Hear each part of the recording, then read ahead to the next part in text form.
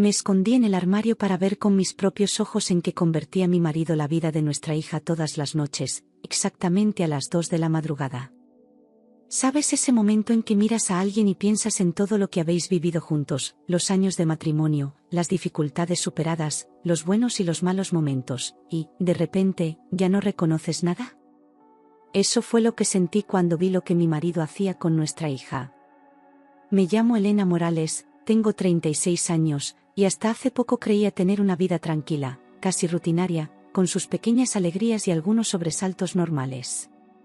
Llevaba 11 años casada con Rubén, un hombre de voz serena y sonrisa fácil, con quien había compartido más de una década de altibajos, pero también momentos verdaderamente felices. Vivíamos en las afueras de Madrid, en un piso pequeño que habíamos decorado juntos, donde cada rincón guardaba un recuerdo, el marco con nuestra primera foto, el sillón donde me dormí embarazada, la estantería que él mismo había montado para los cuentos de nuestra hija. Era un lugar humilde pero lleno de vida, de historias y de promesas que, en ese entonces, creía eternas. Nuestra hija Lucía, de 8 años, iluminaba cada día con sus ocurrencias y esa risa contagiosa que a veces parecía detener el mundo. Desde fuera, todo parecía en su sitio, una familia común, con sus imperfecciones y sus sueños modestos. Pero las apariencias, lo sé ahora, a veces solo sirven para esconder lo que no queremos ver. Desde hacía 3 meses, Rubén estaba desempleado, y aunque al principio intentaba mantener la calma, poco a poco su humor se volvió más seco, más distante. Yo era la única que trabajaba, salía de casa antes del amanecer y regresaba con la espalda rota, sintiendo que cargaba el peso de todos los silencios. Él pasaba el día en casa, supuestamente buscando empleo por internet, pero su mirada perdida y su constante presencia en el sofá me decían otra cosa. Cada factura sin pagar era una herida nueva en mi paciencia, cada excusa suya era un clavo más en algo que no quería aceptar. Nuestra vida empezó a oler a estancamiento, y yo luchaba sola por mantenerla a flote. Cada mañana salía temprano, aún con el cielo oscuro, y dejaba a Lucía en casa con su padre porque no podíamos pagar una niñera.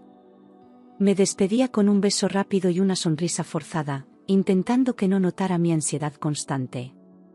En el metro repasaba mentalmente la lista de gastos, los menús baratos, las llamadas pendientes al banco. Mientras yo me desvivía en la oficina, Rubén se quedaba con la niña, y eso me tranquilizaba, porque todavía confiaba en él como padre. Me aferraba a esa idea, aunque dentro de mí empezaba a crecer una incomodidad sorda. Pero, como muchas madres, puse mi propio malestar en segundo plano, convencida de que lo importante era que Lucía estuviera bien cuidada. Durante años creí que Rubén, aunque a veces distraído o irritable, era un buen padre, protector, cariñoso, presente. Nunca tuve razones reales para dudar de él, y cuando alguien insinuaba que pasaba demasiado tiempo solo en casa, lo defendía con firmeza. Está pasando por un mal momento, decía, como si con eso bastara para justificarlo todo. La idea de que pudiera haber algo turbio en su comportamiento me parecía absurda, hasta cruel. No quería pensar mal, y menos aún imaginar que Lucía estuviera en peligro. Prefería no mirar demasiado de cerca, porque lo que no se ve, no duele. O eso creía entonces. Pero algo cambió. Lucía, siempre tan vivaz y risueña, comenzó a comportarse de forma extraña, callada, con la mirada baja, distraída incluso frente a sus dibujos favoritos. Dejaba los platos medio llenos, se encerraba sola en su cuarto, y cuando le preguntaba si le pasaba algo, me respondía con monosílabos o con un encogimiento de hombros. Al principio pensé que sería una etapa, alguna influencia escolar, un enfado con alguna amiga.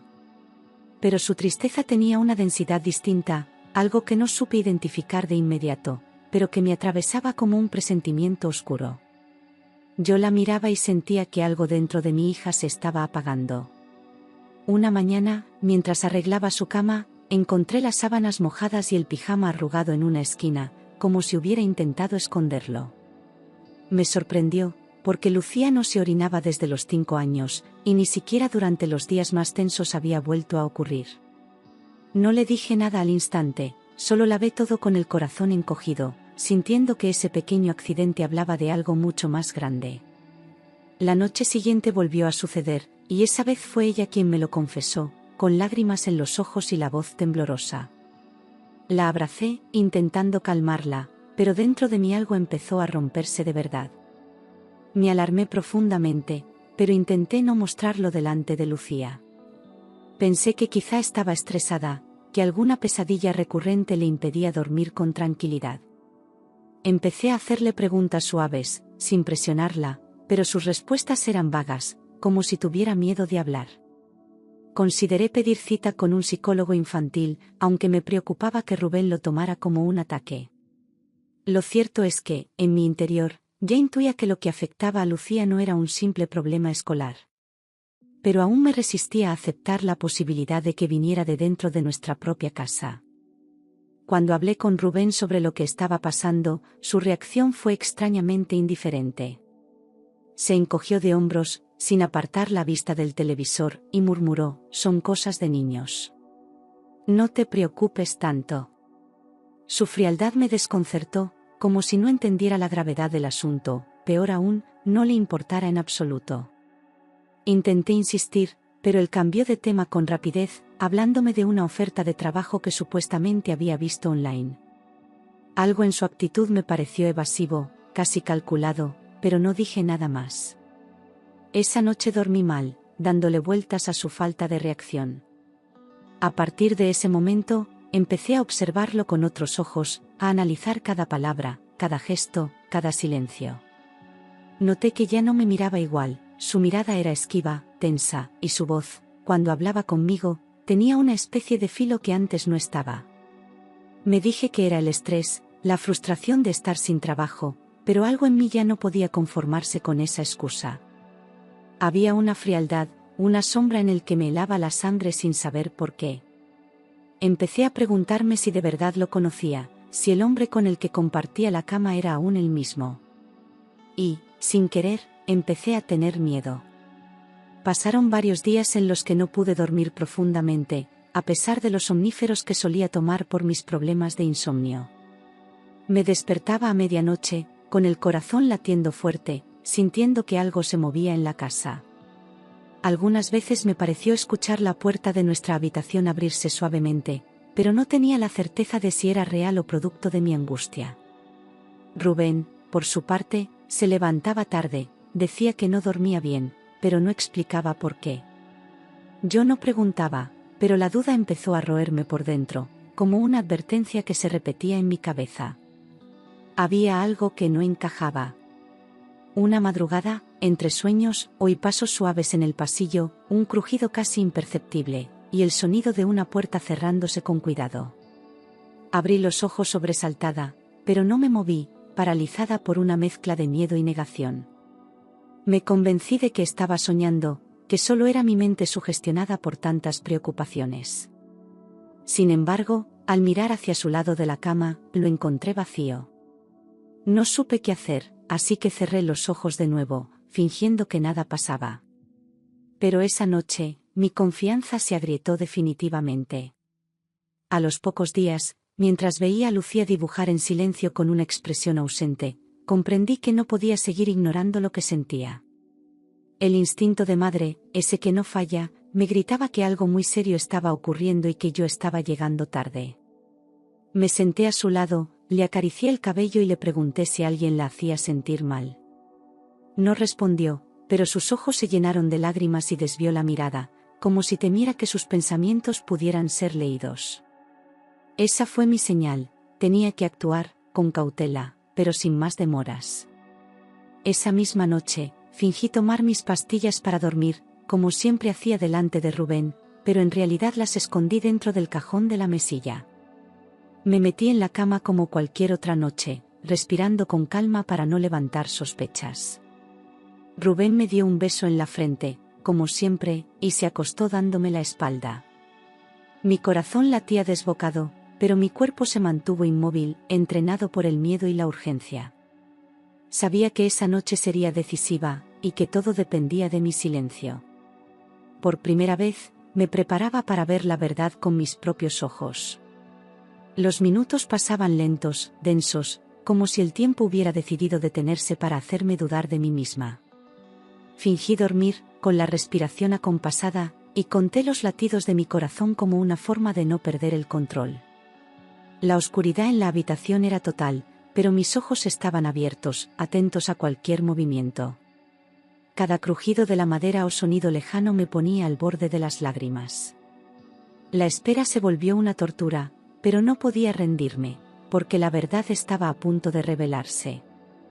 Eran las 2:03 de la madrugada cuando escuché cómo Rubén se levantaba de la cama con extremo cuidado, como si temiera despertar a alguien. Sus pasos eran suaves, medidos, como los de alguien que ya había hecho ese recorrido muchas veces. Abrí los ojos apenas una rendija, lo suficiente para ver cómo cruzaba la habitación y salía al pasillo. Esperé unos segundos, temblando, antes de moverme. Era ahora o nunca, tenía que seguirle sin que me viera. Me levanté en puntillas, con el corazón golpeándome el pecho, y salí al pasillo descalza, cuidando que ninguna tabla del suelo crujiera. La casa estaba en penumbra, solo iluminada por la luz tenue del pasillo que él había dejado encendida. Avancé lentamente, casi sin respirar, mientras Rubén caminaba hacia el cuarto de Lucía con una calma que me heló la sangre. Me escondí detrás de la puerta del armario del pasillo, justo enfrente, con las manos sudorosas y el alma en vilo. Sentía que lo que estaba a punto de ver cambiaría mi vida para siempre. Desde el interior del armario entreabierto, podía ver la puerta del cuarto de Lucía y oír con claridad todo lo que ocurría. Rubén giró el pomo con lentitud, como si no quisiera hacer ruido, y empujó la puerta con delicadeza.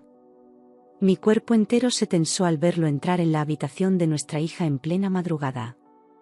Su sombra se proyectaba en la pared, y por un instante, recé porque solo fuera una pesadilla. Pero los susurros que empezaron a escucharse me devolvieron de golpe a la peor de las realidades. «Lucía, despierta», murmuró Rubén con un tono bajo y extraño, cargado de una tensión que nunca antes le había escuchado. No era la voz de un padre preocupado, era otra cosa, algo que me hizo estremecer hasta los huesos. Sentí que el suelo se me hundía bajo los pies, que el aire desaparecía del pasillo, dejándome atrapada en una pesadilla real. Contuve el aliento, cerrando los ojos por un segundo, deseando no haber oído lo que oí. Pero ya no había vuelta atrás, lo que estaba presenciando era la señal que confirmaba mis peores miedos. «Papá, no quiero», murmuró Lucía entre sollozos, con una voz rota que jamás había oído en ella. Sus palabras me desgarraron, como un cuchillo directo al corazón, y por un instante sentí que iba a gritar. Pero me obligué a quedarme quieta, a escuchar, porque necesitaba saberlo todo. Lucía temblaba, eso se notaba incluso sin verla directamente, y mi alma entera gritaba por protegerla. Nunca imaginé que escucharía algo así dentro de mi propia casa. Rubén se acercó más a ella, y aunque no podía ver lo que hacía, sus palabras eran lo suficientemente claras. Lucía apenas podía hablar, su llanto era suave, contenido, como si ya hubiera aprendido a callar para no empeorar las cosas. Cada segundo dentro de ese armario era una tortura, una mezcla de rabia, horror y desesperación que me hacía sudar frío. Quería salir corriendo, arrancarlo de esa habitación y abrazar a mi hija con todas mis fuerzas. Pero necesitaba oír más, porque aún no entendía del todo qué estaba ocurriendo. «Cállate. Si le cuentas a mamá lo de la mujer que viene por las tardes, le pasará algo muy malo, ¿entendido?», dijo Rubén con una voz seca, cargada de amenaza. Me quedé helada, sin entender del todo qué quería decir con eso, pero sabiendo que era una forma de manipular a Lucía. ¿Una mujer? ¿Quién venía por las tardes cuando yo no estaba? Mi mente se llenó de imágenes confusas, de dudas, de furia. Ya no se trataba solo de un comportamiento extraño, era algo mucho más oscuro. Sentí que el aire se me escapaba del pecho al oír esas palabras, como si me hubieran golpeado en plena cara con algo que no podía entender. ¿Una mujer que venía por las tardes? ¿Mientras yo trabajaba?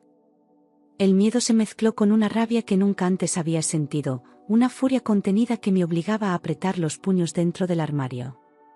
¿Qué clase de monstruo manipulaba así a su propia hija? En ese momento supe que no podía seguir callando, pero necesitaba pruebas. Rubén salió del cuarto de Lucía como si nada hubiera pasado, caminando tranquilo por el pasillo, sin imaginar que yo lo había visto todo.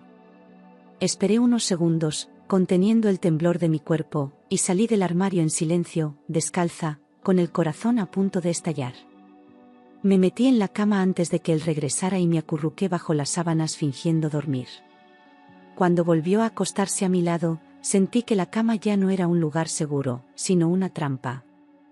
Me quedé quieta, con los ojos cerrados, deseando que amaneciera de una vez. Bajo las sábanas, mi cuerpo entero temblaba, no por el frío, sino por la tensión insoportable de haber descubierto algo tan atroz.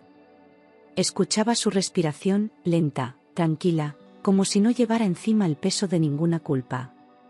Me sentía atrapada, vulnerable, con la mente girando en círculos mientras repasaba cada detalle de lo que había oído. Lucía, mi hija, estaba siendo manipulada, amenazada, y yo lo había ignorado por demasiado tiempo. No podía seguir mirando hacia otro lado. En ese instante supe, sin lugar a dudas, que algo oscuro pasaba en esa casa y que Rubén ya no era el hombre al que había amado. No tenía pruebas físicas, pero tenía la certeza emocional, el instinto afilado de una madre que lo había sentido todo en carne viva. No me cabía duda de que Lucía vivía con miedo, y eso era suficiente para no dejarla ni un día más a solas con él. Pero debía actuar con cuidado, porque cualquier paso en falso podía ponerla en más peligro. Y ahora lo más importante era protegerla. A la mañana siguiente, me levanté temprano y fingí normalidad, preparando el desayuno como todos los días, sin mostrar la tormenta que llevaba por dentro.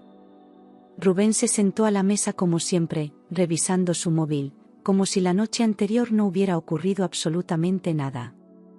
Yo le serví el café con una sonrisa vacía, mientras pensaba en cómo salir de aquella pesadilla sin alertarle. Lucía bajó en silencio, con ojeras y los hombros caídos, y mi corazón se rompió al verla así. Le acaricié la mejilla en silencio, jurándome que nunca más estaría sola. Cada palabra que Rubén decía esa mañana me parecía una mentira construida con frialdad. Hablaba de trivialidades, del clima, de un amigo al que llamaría, de tonterías, mientras yo apenas podía contener las náuseas. No podía mirarle a los ojos sin ver al hombre que le susurraba amenazas a nuestra hija en mitad de la noche. Todo en él me resultaba extraño, repulsivo, como si hubiera estado conviviendo con un desconocido durante años. Tenía que mantener la calma, pero por dentro ya no quedaba espacio para la duda. Decidí que lo primero era obtener pruebas, ver con mis propios ojos lo que pasaba cuando yo no estaba. No bastaba con mi palabra, porque Rubén siempre había sabido manipular, siempre había sabido esconderse tras su máscara de buen padre. Sabía que nadie me creería sin evidencias concretas, y eso me llenaba de impotencia, pero también de determinación. Iba a encontrar la forma de atraparlo en su propia mentira. Y lo haría sola, sin alertarle, sin dar un paso en falso. Aproveché mi hora de almuerzo en la oficina para ir a una tienda de tecnología y comprar 2 cámaras ocultas, pequeñas, fáciles de instalar, con transmisión directa al móvil. El dependiente me explicó su funcionamiento sin hacer demasiadas preguntas, y yo asentía con una mezcla de nervios y ansiedad. Sentía que todo mi cuerpo vibraba por la tensión, pero me aferraba al objetivo, proteger a mi hija. Al salir de la tienda, guardé las cámaras en el bolso con un temblor en las manos. Estaba dando el primer paso hacia la verdad. Esa misma tarde, cuando Rubén salió a comprar pan como solía hacer, aproveché los minutos a solas en casa para actuar. Instalé una cámara en el salón, disimulada entre los libros de la estantería, y otra en el pasillo, cerca del cuarto de Lucía. Me aseguré de que todo funcionara bien, que las imágenes llegaran a mi móvil sin interrupciones, y después lo dejé todo como si nada hubiera pasado. Cuando Rubén regresó, me encontraba en la cocina, fingiendo tranquilidad. Por dentro, mi cuerpo gritaba por acelerar el tiempo y ver qué descubriría. Esa noche casi no pude dormir, imaginando todo lo que esas cámaras podrían mostrarme. El miedo me roía por dentro, miedo a que se confirmaran mis sospechas, miedo a descubrir algo aún peor, miedo a que Rubén notara algo raro. Me levanté varias veces al baño solo para revisar las notificaciones del móvil, aunque aún no había nada grabado. Cada sonido en la casa me hacía sobresaltarme, cada paso de Rubén era una amenaza invisible. Era la primera vez en mucho tiempo que dormía en mi propia cama sintiéndome una intrusa. Al día siguiente, mientras Rubén y Lucía estaban en casa y yo aprovechaba un descanso en el trabajo, abrí el móvil con las manos sudadas y empecé a revisar las grabaciones. Al principio todo parecía normal, Rubén viendo la televisión, Lucía dibujando en silencio en una esquina del salón. Pero bastaron unos minutos más de reproducción para que el nudo en mi estómago se cerrara con violencia. Vi a Rubén mirando constantemente hacia la puerta, nervioso, como esperando a alguien. Y entonces, sin previo aviso, apareció ella. Rubén abrió la puerta con una sonrisa que no recordaba haber visto en años, una expresión de deseo descarado mientras abrazaba y besaba sin pudor a una mujer joven. Entraron al piso como si fuera suyo, sin preocuparse de que Lucía los viera, sin disimular lo que hacían. Ella apenas parpadeaba, sentada en el sofá, obligada a presenciarlo todo mientras su padre reía y tocaba a otra delante de sus ojos. El asco que sentí fue inmediato, como si me hubieran escupido en la cara. Era una traición absoluta, no solo a mí, sino a nuestra hija. Lucía seguía en el sofá, inmóvil, con la mirada clavada en el suelo, mientras Rubén le decía algo que me hizo apretar los dientes de rabia. Recuerda, no digas nada a mamá. No lo gritaba, lo susurraba, como quien entrena a un niño para callar. En ese momento comprendí que lo que mi hija vivía no era solo confusión o tristeza, era un chantaje emocional constante. Un abuso silencioso que dejaba marcas invisibles, pero profundas. Lo que veía en pantalla me revolvía el alma. Me cubrí la boca con la mano para no gritar en medio de la oficina, sintiendo cómo mi cuerpo se encogía de dolor e impotencia. Era como si todo mi mundo se hubiera derrumbado en cuestión de segundos, como si los 11 años de matrimonio hubieran sido una mentira larga y bien disimulada. Quise correr a casa, abrazar a Lucía, llevármela lejos, pero sabía que tenía que actuar con frialdad. No podía permitir que Rubén sospechara que ya lo sabía todo. Respiré hondo, con lágrimas contenidas, y apagué el móvil. Esa misma tarde, en cuanto Rubén salió de casa, fui a buscar a Lucía al colegio antes de que pudiera regresar. La tomé de la mano sin explicaciones largas, solo le dije que íbamos a casa de la abuela por unos días. Ella no preguntó nada, como si supiera que aquel silencio tenía sentido. Subimos al coche y mientras conducía, sentí que cada kilómetro que nos alejaba de esa casa me devolvía el aire. No miré atrás ni una sola vez. Llegamos a casa de mi madre justo antes del anochecer, y en cuanto me abrió la puerta, al verme con los ojos hinchados y el cuerpo temblando, no hizo preguntas. Me abrazó fuerte, como cuando era niña, y solo susurró: «Estás a salvo». Entramos las dos, con Lucía abrazada a su osito, sin decir palabra. Aquella noche dormimos juntas en la misma cama, las tres, como si estuviéramos intentando reconstruir algo roto. Por primera vez en semanas, Lucía durmió profundamente. Al día siguiente, con el nudo aún en la garganta, le conté todo a mi madre. Le mostré los vídeos, le hablé del miedo, del chantaje, de las madrugadas que fingí dormir. Ella escuchó sin interrumpir, con los ojos llenos de lágrimas y la cara tensa de rabia contenida. Cuando terminé, no me dio consejos ni palabras vacías, me abrazó y me dijo que ya no estábamos solas. Y esa frase, tan simple, me devolvió un poco de la fuerza que creía perdida.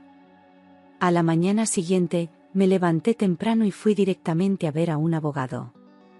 No quería venganza, no buscaba arruinar a Rubén, solo quería cortar todo lazo legal que aún me unía a él. Le conté todo con detalle, mostré las grabaciones, y él me dijo que tenía base suficiente para pedir el divorcio inmediato y la custodia total.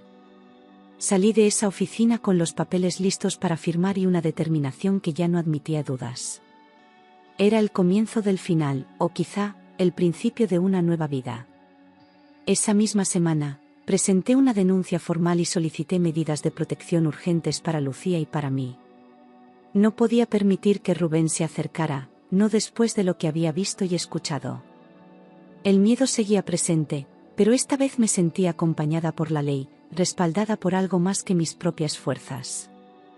Cada paso legal era una forma de reconstruirme, de recuperar el control. Mi hija merecía crecer sin miedo, y yo haría lo que fuera necesario para garantizarlo.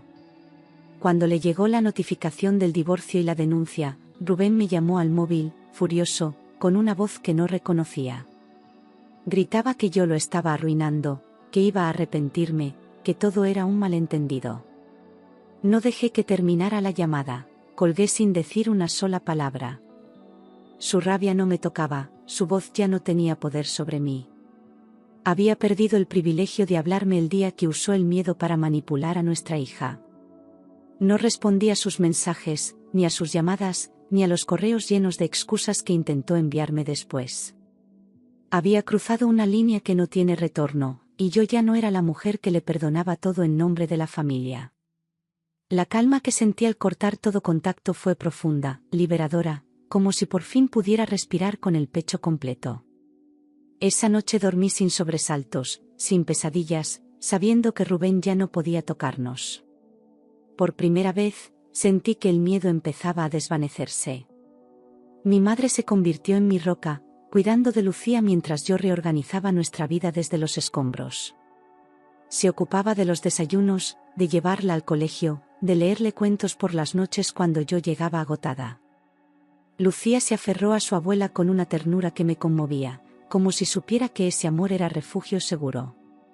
Nunca preguntó por su padre, y yo no forcé conversaciones que pudieran reabrir heridas. En esa casa pequeña, por fin volvimos a sentirnos protegidas. Conseguí alquilar un piso modesto en Alcalá de Henares, lejos de todo lo que nos recordaba a Rubén. Era pequeño, con muebles de segunda mano, pero cada rincón era nuestro y eso lo hacía especial. Pusimos fotos en las paredes, adornos hechos por Lucía, y una planta que regábamos juntas cada mañana. Esa casa, aunque sencilla, tenía una paz que nunca conocimos en la anterior. Era el primer paso hacia una vida sin sombras. Lucía volvió a dormir tranquila, sin sobresaltos, sin mojar la cama, sin llorar en sueños. Sus ojos empezaron a recuperar el brillo, y su risa volvió a llenar el salón en las tardes de dibujos y meriendas. Ya no había secretos que ocultar, ni tensión en el ambiente, ni puertas que se cerraban en la madrugada. Yo la observaba jugar y me prometía no volver a permitir que nada ni nadie la rompiera por dentro. Habíamos cruzado el umbral del miedo y ahora solo queríamos vivir en paz. En el trabajo, mis esfuerzos comenzaron a dar frutos. Mi jefe me ofreció un ascenso a coordinadora de proyectos. Era más responsabilidad, sí, pero también mejor sueldo, más seguridad y una señal de que, incluso en medio del caos, yo había mantenido la cabeza en alto. Acepté con orgullo, sabiendo que era un paso más hacia la independencia total. Ya no necesitaba a nadie para mantener nuestro hogar. Había recuperado no solo mi fuerza, sino también mi dignidad. El nuevo puesto me llevó a viajar por diferentes ciudades de España, y aunque al principio dudé, decidí llevar a Lucía conmigo siempre que era posible. Conocimos Valencia, Zaragoza, Sevilla, y en cada sitio encontrábamos un momento para nosotras, una foto, un helado, una carcajada. Mi hija se volvió mi compañera de aventuras, mi raíz y mi impulso. A través de sus ojos, redescubrí la belleza del mundo sin miedo. Y por fin, ambas aprendimos a disfrutar del presente. Después de tanto caos, llegó la estabilidad, horarios organizados, rutinas sanas, tardes tranquilas sin sobresaltos. Lucía tenía amigas nuevas, dormía toda la noche y me abrazaba sin necesidad de esconder ninguna tristeza. Yo llegaba del trabajo y cocinábamos juntas, veíamos películas, hablábamos sin prisa. La vida, por primera vez en años, no dolía. Y ese simple hecho lo sentía como una victoria absoluta. Una semana después de habernos marchado, supe por una vecina que Rubén ya vivía con su amante en nuestra antigua casa. Al principio sentí un vuelco en el estómago, como si aún tuviera poder sobre mí. Pero enseguida comprendí que ya no me importaba, que su vida y sus decisiones eran parte de un pasado al que no pensaba volver. Me limité a bloquear el número de quien me informó y seguir con mi día. Lo único que quería era que su sombra no alcanzara nuestra nueva luz. Pero el tiempo se encargó de ajustar las cuentas, Poco después comenzaron las peleas entre Rubén y esa mujer. Los vecinos contaban que se gritaban a diario, que ella salía llorando, que él rompía cosas dentro de la casa. Ya no quedaba nada del hombre encantador que fingía ser, solo un reflejo amargo y violento de lo que realmente era. Él, que creyó haber ganado algo al perdernos, empezó a derrumbarse solo. Y yo no sentí lástima, solo alivio. No tardó en saberse que la mujer con la que Rubén me había traicionado lo engañó también, y esta vez con un amigo suyo. Él se enteró de la peor manera, viéndolos juntos, y perdió el control, destrozando parte del salón que antes había sido mío. Su amante lo dejó sin explicación, llevándose lo poco que quedaba de su dignidad. Rubén acabó completamente solo, sin dinero, sin familia, sin respeto. El círculo se había cerrado con la misma traición que él sembró. El destino, que no olvida, le cobró cada lágrima que nos hizo derramar. Rubén lo perdió todo, la casa que un día fue nuestro hogar, los pocos amigos que aún le quedaban, incluso el respeto de su propia familia. Su madre me llamó un día para pedirme perdón por él, confesando que ya ni la miraba a la cara. Vivía encerrado, rodeado de botellas vacías y silencio. Yo escuché la noticia con serenidad, sin odio, solo con la certeza de que la vida siempre devuelve lo que das. Meses después, recibí una llamada inesperada. Era Rubén, con la voz quebrada, pidiéndome que nos viéramos, solo para hablar. Dudé durante unos segundos, porque una parte de mí aún temía enfrentarse a él cara a cara. Pero decidí aceptar, no por curiosidad, sino porque necesitaba cerrar ese capítulo con mis propias palabras. Quedamos en un café del centro, y al verle, comprendí que ya no quedaba nada del hombre que un día amé. Solo un reflejo derrotado, envejecido por su propia culpa. Rubén bajó la mirada y empezó a hablar con una mezcla de vergüenza y desesperación. Dijo que había cometido errores, que se había dejado llevar por el ego, por la frustración, por la soledad. Que echaba de menos a Lucía, que soñaba con volver a casa, que necesitaba redimirse. Pero cada palabra sonaba vacía, como un eco de algo que ya no existía. Yo le escuché en silencio, sin interrumpir, sin lágrimas, con la distancia que da el haber sobrevivido a la tormenta. Cuando terminó de hablar, le miré directamente a los ojos y sentí que mi voz salía con una fuerza nueva, limpia. Ya no somos tu refugio, Rubén. Somos tu lección, le dije, sin rencor, pero con la convicción de quien ya no tiembla. Él intentó responder, pero no le di oportunidad. Me levanté, dejé unas monedas sobre la mesa y caminé hacia la puerta sin volver la vista atrás. Aquella fue la última vez que escuché su voz, y al salir, supe que por fin era libre.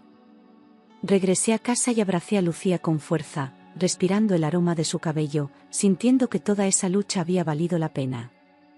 No necesitaba explicarle nada, su sonrisa bastó para recordarme que lo importante ya estaba a salvo.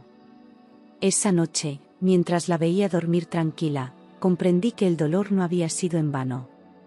Todo lo que perdí se había transformado en paz. Cerré los ojos y dejé que el silencio llenara el lugar donde antes reinaba el miedo. Con el paso de los meses, la vida se estabilizó en una rutina sencilla y hermosa. Lucía y yo vivíamos rodeadas de calma, de risas, de tardes cocinando juntas y de paseos por el parque. No necesitábamos grandes cosas para ser felices, bastaba con la tranquilidad de saber que nadie más podía hacernos daño. Nuestra casa se volvió un templo de amor y confianza. Lo que antes era dolor, ahora era fortaleza. Una mañana, al mirarme al espejo, me descubrí distinta. Ya no veía a la mujer agotada que temía cada noche, sino a alguien más fuerte, más firme, más libre. Las arrugas en mis ojos no eran de cansancio, sino de aprendizaje. Cada una contaba una historia de resistencia, de amor maternal, de renacer. Y por primera vez, me reconocí y me gusté. Lucía volvió a reír con esa risa clara que un día pensé perdida para siempre. Cantaba mientras se vestía, dibujaba corazones en los cristales y me dejaba notas en la mochila con frases como, te quiero, mamá. Verla feliz era mi mayor recompensa, la prueba viva de que había hecho lo correcto. Nadie podría devolvernos los años de miedo, pero si podíamos construir nuevos llenos de luz. Su sonrisa era mi trofeo, mi paz y mi futuro.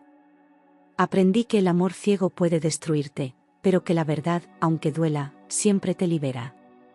Que una mujer no se mide por lo que soporta, sino por el momento en que decide poner fin al dolor.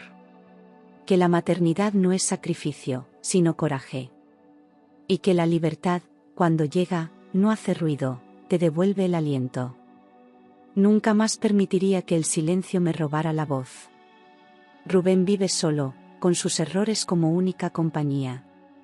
Nadie lo visita, nadie lo espera, y su nombre se ha borrado de nuestras conversaciones. A veces, algún conocido me lo menciona, pero ya no siento rabia ni tristeza, solo indiferencia. Él eligió su destino, y ese fue su verdadero castigo. El silencio que un día usó para dominarnos ahora lo devora lentamente. Yo vivo con la certeza serena de haber salvado a mi hija y a mí misma de una vida de sombras. No fue fácil, no fue rápido, pero cada paso dado con miedo se transformó en firmeza, y cada lágrima se volvió semilla de futuro. Elegí el valor cuando lo más sencillo habría sido mirar hacia otro lado. Hoy camino erguida, sin cadenas, sabiendo que fui capaz de romper un ciclo de silencio. Esa es mi mayor victoria. Porque una madre puede perdonar muchas cosas, pero nunca permitirá que el miedo gobierne la vida de su hija. Cerré la puerta al pasado con la frente alta y el corazón limpio. No me arrepiento de haber amado, pero tampoco me arrepiento de haberme ido. A veces, el amor más profundo es el que te obliga a marcharte. Lo hice por Lucía, pero también por mí. Hoy mi hija vive sin miedo, duerme sin sobresaltos y despierta con los ojos llenos de luz. Tiene sueños grandes, una voz clara y la seguridad de que su madre siempre la escuchará. No hay secretos entre nosotras, solo confianza tejida día a día con paciencia. Ya no tiene que callar ni fingir. Su infancia le fue devuelta, y con ella, la posibilidad de ser feliz. Yo vivo con libertad, sin depender de nadie, sin tener que explicar mis decisiones a quien no merece respuestas. Trabajo, sonrío, cuido de mi hija y de mi paz como si fueran los tesoros más valiosos del mundo. Aprendí a amarme sin condiciones y a decir no sin miedo. Lo que perdí se convirtió en fuerza. Lo que sobreviví, en orgullo. Sé que un día Lucía crecerá y entenderá todo lo que vivió, y también todo lo que no tuvo que vivir gracias a mi decisión. Le dejaré como herencia no solo una casa en calma, sino el ejemplo de una mujer que se levantó cuando todo se vino abajo. Que supo proteger sin violencia y resistir sin perderse a sí misma. Y cuando ella tenga miedo, sabrá que puede enfrentarlo. Porque lo aprendió de mí. Me costó años perdonarme por no haber visto antes, por haber dudado de mis corazonadas, por haberme callado. Pero un día, frente al espejo, me dije en voz alta: hiciste lo que pudiste, cuando pudiste, y eso basta. Dejé de castigarme por el pasado y empecé a agradecerme por el presente. Aprendí que sanar también es soltar la culpa. Y desde entonces, vivo más ligera. Esta historia no terminó con un final feliz de cuento, sino con una vida real, digna y libre. No somos perfectas, pero somos fuertes, y eso basta para seguir adelante. Cada día escribimos juntas una nueva página, con errores, con risas, con amor verdadero. No hay príncipes, ni castillos, solo una madre y una hija que eligieron salvarse mutuamente. Y eso, para mí, es el mejor final posible.